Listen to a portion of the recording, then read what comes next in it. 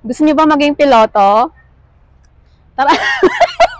Hi guys! Welcome to Chiang Mai. Today, week city tour with chill vibes and pretty spots. So tara!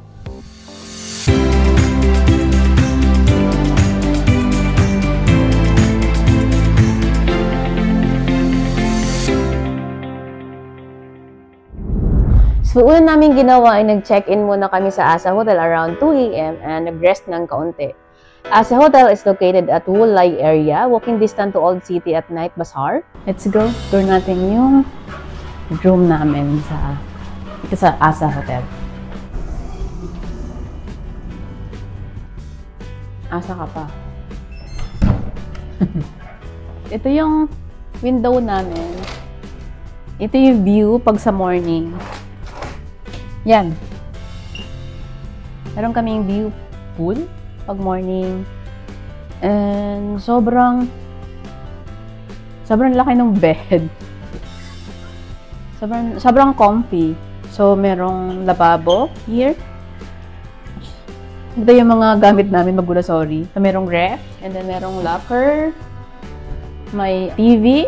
So, dito, meron silang 33s.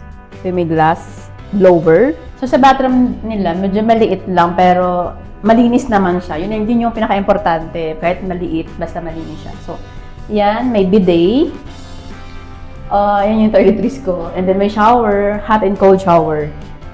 And then may sabitan ng mga towel dito. That's all. And then, dito, ayan, may aircon sila. Ito yung favorite ko dito. Sobrang lawak ng window niya. Makikita mo talaga yung view doon, yung mga kabahayan, tsaka yung pool. At gigising ka ng araw kasi yung sikat ng araw, nandito sa room namin, tatama. Yun lang. And sobrang comfy niya. Dantiwa, the Land of Angels, around 40 kilometers north of Chiang Mai Center, mga 40 minutes by car.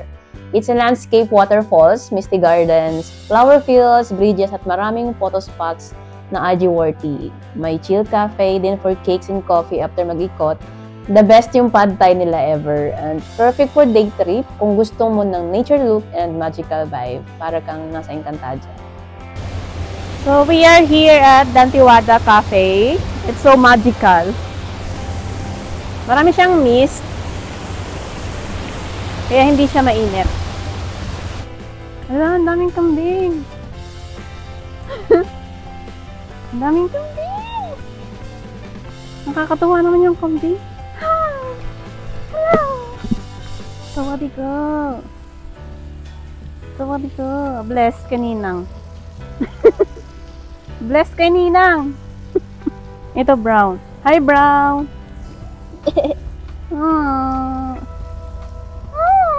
Nagpapa-baby siya. Ha! Hala, may maliit! May maliit! Hi!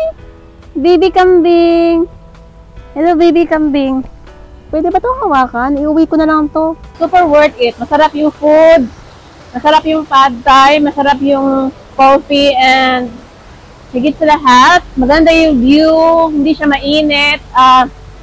Hindi siya nakakasawang libutin.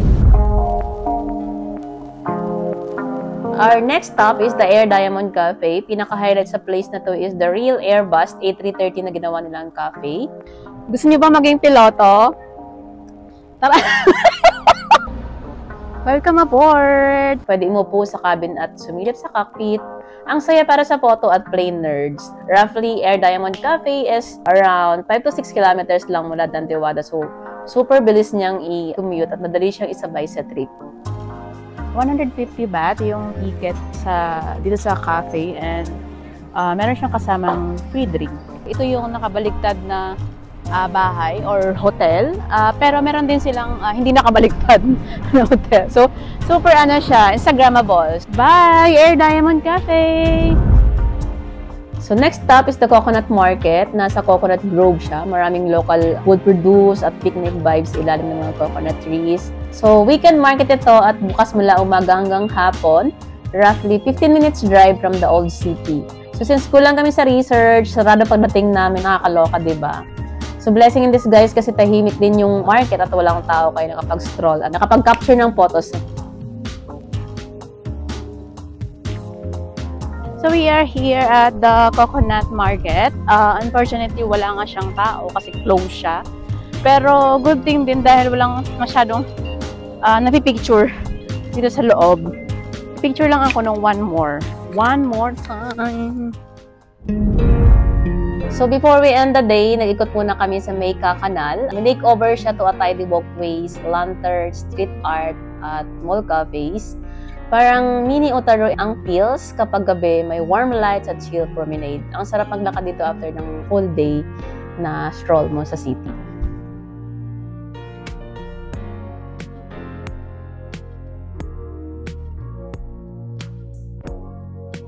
So that is for today in Chiang Mai. If gusto nyo pa ng ganitong trips, like and subscribe. See you on the next adventure. Bye-bye!